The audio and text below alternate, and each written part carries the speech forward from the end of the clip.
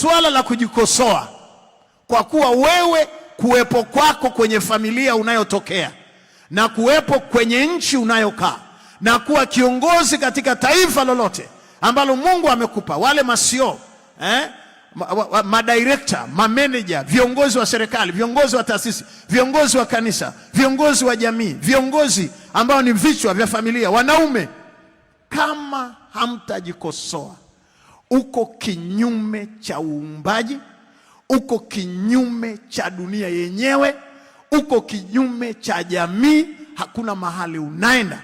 Kama ni business, utakolapse, utaanguka kibiashara.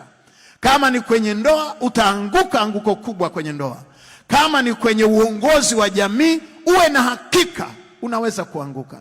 Ninyi ma leaders, masio, mnaoongoza kwenye kampuni, mnaoongoza kwenye mataasisi, mnaopenda wale watu ambao saa zote wanakuambia uko vizuri, nataka nikuambie, kujikosoa ni maisha.